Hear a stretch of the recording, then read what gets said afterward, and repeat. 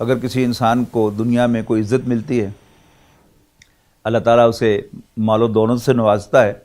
تو اگر وہ اس کو اللہ تعالیٰ کی طرف منسوب کرتا ہے اور قارون کی طرح یہ نہیں کہتا کہ یہ میرا کمال ہے، تو یہ دین کا عین تقاضا ہے۔ اسی طرح اگر کوئی شخص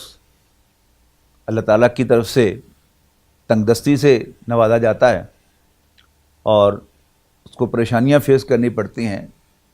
جب تک وہ اسے اللہ تعالیٰ کی طرف منسوب کرتا رہتا ہے، کسی انسان کی طرف یا گردش زمانہ کی طرف منسوب نہیں کرتا، تو دینی اعتبار سے اس میں کوئی غلط بات نہیں ہے۔ لیکن اس سورہ مبارکہ میں بڑا عجیب انداز اختیار کیا گیا ہے۔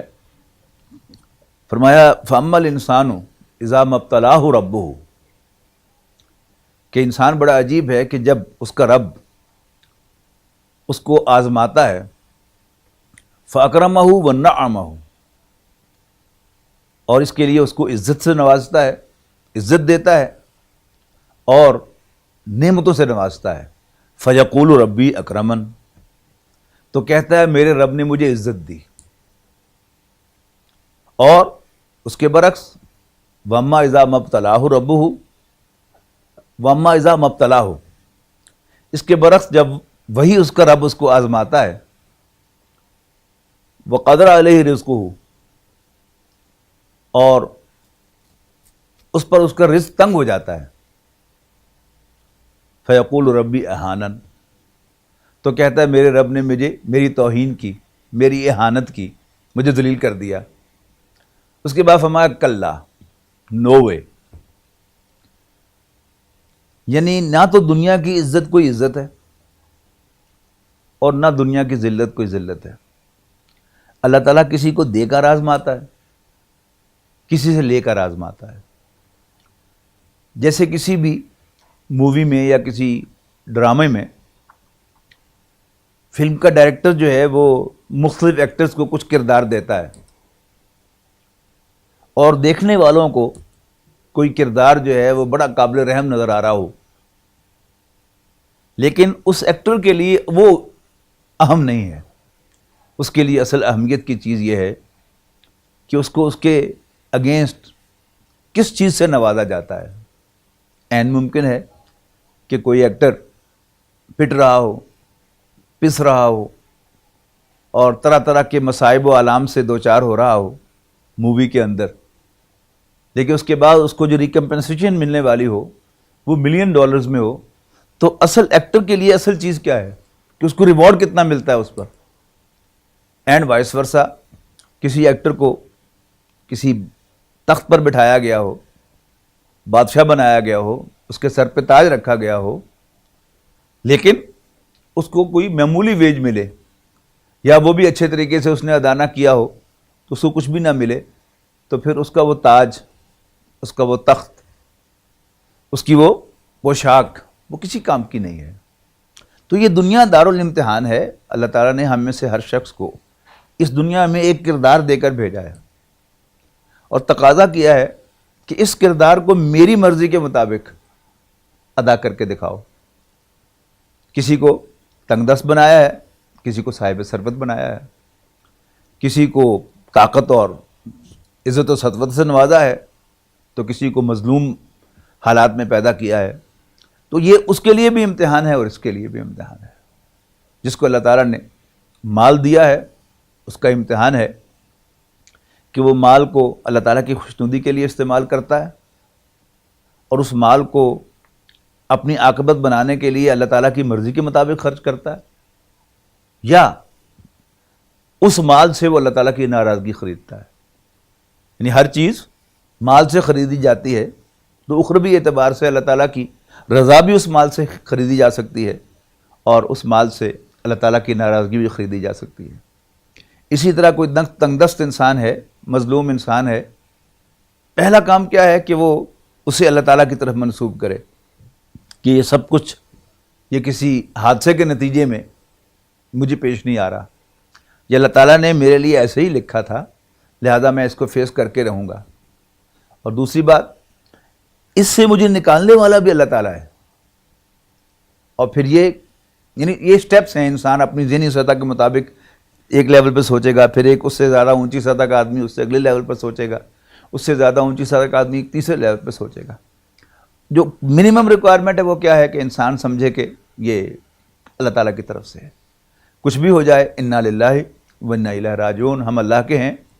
اسی کی طرف سے آئے ہیں اور اسی کی طرف ہم لوٹ کے جانے والے ہیں. پھر یہ امید کہ اس میں سے نکالنے والا مجھے کوئی نہیں ہے، اللہ تعالیٰ ہی مجھے اس میں سے نکالے گا. اور پھر تیسری سوچ اس کا درجہ یہ ہے کہ انسان یہ سمجھے کہ اگر اللہ تعالیٰ نے مجھے یہ دیا ہے تو یہ بھی میرے اوپر اللہ تعالیٰ کا احسان ہے. پتہ نہیں اللہ تعالیٰ مجھے اس کے ذریعے سے کیا کیا دینے والا ہے، اور وہ جو ملنے والا ہے وہ دنیاوی بھی ہو سکتا ہے اور اخروی بھی ہو سکتا ہے. اس میں حضرت یوسف علیہ السلام کی کہانی جو اللہ تعالیٰ نے اس تفصیل سے بیان کی ہے، اس میں ایک تو وہ پہلو ہے کہ اللہ تعالیٰ نے جو ہمیں احکام دیے ہیں ستر و حجاب کے، سیگریگیشن کے، وہ حضرت یوسف علیہ السلام کی اس کہانی میں حضرت یوسف علیہ السلام کے کردار سے قرآن مجید نے واضح کیے ہیں. پہلی بات تو یہ کہ انہوں نے جب وہ گھر گئے تو وہاں سے بھاگنے کی کوشش کی تو اللہ تعالیٰ نے ان کے لیے تمام دروازے کھول دیے. پھر اس کے بعد انہوں نے یہ نہیں کہا کہ یہ میرا کمال ہے، یعنی اللہ تعالیٰ سے دعا یہ مانگی جب عورتیں اکٹھی ہو گئیں اور گویا سب کی سب وہ حضرت یوسف علیہ السلام کے حزن پر فریفتہ تھیں، تو حضرت یوسف علیہ السلام نے یہ نہیں کہا اس عورت کے بیان پر کہ اس نے اپنی سہیلیوں کے سامنے اعتراف کیا کہ ہاں واقعی میں نے اس سے خواہش کا اظہار کیا تھا، لیکن یہ کمپوز رہا اور اس نے رسپونڈ نہیں کیا، اور اب بھی اگر یہ میری بات نہیں مانے گا لَيُسْجَنَنَّ، تو جیل میں بھیج دیا جائے گا، وَلَيَكُونَ مِنَ الصَّاغِرِينَ، اور پھر یہ بے عزت ہو جائے گا. تو اس کی رسپانس میں حضرت یوسف علیہ السلام نے یہ نہیں کہا کہ میں نے پہلے بھی تمہیں اپنے پاس نہیں آنے دیا اور اب بھی نہیں دوں گا. بڑا ریئلسٹک ایٹیٹیوڈ اختیار کیا کہ رب السجن احب الی مما یدعوننی الیہ، ربا مجھے جدھر یہ بلا رہی ہیں اس سے مجھے جیل اچھی ہے، اور اگر تو نے ان کی ٹریپ کو مجھ سے پرے نہ ہٹایا تو میں ان کی طرف مائل ہو جاؤں گا. دس از دا ریئلسٹک ایٹیٹیوڈ. اس لیے کہ اللہ کا نبی معصوم ہوتا ہے اور اللہ کے نبی سے بڑھ کر متقی کوئی نہیں ہوتا، لیکن اس کے باوجود حضرت یوسف علیہ السلام نے اپنے تقوی کو اور اللہ تعالیٰ کے ساتھ جو تعلق تھا یا جو خاندانی بیک گراؤنڈ تھی اس کا سہارا نہیں لیا، بلکہ اسباب میں بھی اس کو پرے ہٹانے کے لیے اللہ تعالیٰ سے دعا کی ہے کہ تو اس کو مجھ سے دور ہٹا دے. اور پھر جب بادشاہ نے کیس ری اوپن کیا اور پھر حضرت یوسف علیہ السلام کی برات ہو گئی، اس وقت بھی حضرت یوسف علیہ السلام نے کہا کہ وما ابرئ نفسی، میں بھی اپنے نفس سے مبرہ نہیں ہوں، ان النفس لامارۃ بالسوء، نفس تو برائی کا حکم دیتا ہی ہے، الا ما رحم ربی، مگر یہ کہ میرا رب مجھ پر رحم فرمائے. دوسرا اس کہانی کا جو اسپیکٹ ہے جس پر اکثر لوگوں نے توجہ نہیں دی، کہ قرآن مجید اولاً رسول اللہ صلی اللہ علیہ وسلم کے لیے رہنمائی تھا اور اس کے بعد پوری نوع انسانی کے لیے،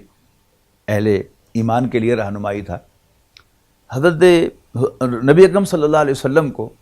اللہ تعالیٰ نے ایک بہت بڑا مشن دے کر بھیجا تھا، اللہ کے دین کا غلبہ، اور ظاہری حالات میں کوئی دور دور بھی ایسا چانس نظر نہیں آتا تھا کہ آپ مکہ مکرمہ پر کبھی اللہ کے دین کا جھنڈا لہرا سکیں گے. تو قرآن مجید میں اللہ تعالیٰ نے حضرت یوسف علیہ السلام کی کہانی رسول اللہ صلی اللہ علیہ وسلم کو سنائی، یہ بتانے کے لیے کہ دیکھو یوسف کو اس کے بھائیوں نے تو کنویں میں پھینکا، لیکن میں نے اسے کہاں پہنچایا. یعنی اس پورے تناظر میں اس کو دیکھیں تو اگر حضرت یوسف علیہ السلام کے بھائی انہیں کنویں میں نہ پھینکتے، خالص اسباب کے اعتبار سے میں بات کر رہا ہوں، تو کہاں ہوتے یوسف علیہ السلام؟ وہیں فلسطین کے اندر ایک عام انسان کی حیثیت سے رہتے. اب اللہ تعالیٰ جب کسی کو گراتا ہے، اور وہ گرانا جو ہے وہ بھی اللہ تعالیٰ کا بعض اوقات ہوتا ہے کہ اللہ تعالیٰ اسی کے ذریعے سے اسے اٹھانا چاہتا ہے. ٹھیک ہے، سٹیپ بیک پہنچے، یعنی پہلے کنویں میں پھینک کے بہرحال ایک صدمہ پہنچا ہوگا حضرت یوسف علیہ السلام کو، پھر ایک اتنا بڑا الزام لگا، یہ کوئی کم صدمہ تھوڑا ہے. لیکن وہ الزام نہ لگتا تو جہاں پہنچے کہاں وہ نہ پہنچتے، یعنی ان کا جیل میں جانا یہ بھی ایک سٹیپ تھا. پھر اگر وہ جو قیدی تھا رہا ہونے والا، اسے یاد رہتا، وہ جاتے جا کے سفارش کرتا یوسف علیہ السلام کی، تو شاید بادشاہ جو ہے وہ رہا کر دیتا. تو پھر رہا ہو کر کہاں جاتے؟ بیک جہاں جس پوزیشن سے آئے تھے. لیکن اللہ تعالیٰ نے اس کو بھی بھلا دیا اور اس کے بعد یاد کب آیا اس کو؟ جب بادشاہ کی ضرورت بنے. تو یہ سب کیا ہے؟ یہ اللہ تعالیٰ کی پلاننگ ہے. تو انسان برے حالات میں ہے تو جتنا انسان کا ذہن اللہ تعالیٰ کے ساتھ جڑا ہوا ہوگا تو دنیاوی اعتبار سے بھی اس کو محسوس ہوگا کہ شاید اسی میں کچھ خیر ہے، شاید اسی میں کچھ خیر ہے، اللہ تعالیٰ یقیناً مجھے اس سے بھی نوازے گا. اور دنیاوی اعتبار سے نہ بھی نوازا جائے، بہرحال اخروی اعتبار سے اگر انسان مصائب پر صبر کرتا ہے اور اللہ تعالیٰ ہی پر بھروسہ کرتا ہے، اسی پر انحصار کرتا ہے، اسی سے مانگتا ہے، اسی سے توقعات وابستہ کرتا ہے، تو بہرحال اخروی اعتبار سے تو وہ بہت کچھ حاصل کرتا ہے. تو اچھے حالات ہوں وہ بھی اللہ تعالیٰ کی طرف سے امتحان ہے، اور برے حالات ہوں وہ بھی اللہ تعالیٰ سے امتحان ہے، اللہ تعالیٰ کی جانب سے امتحان ہے. اللہ تعالیٰ سے دعا ہے کہ اللہ تعالیٰ ہمیں اس بات کو ہمیشہ یاد رکھنے کی ضرورت توفیق عطا فرمائے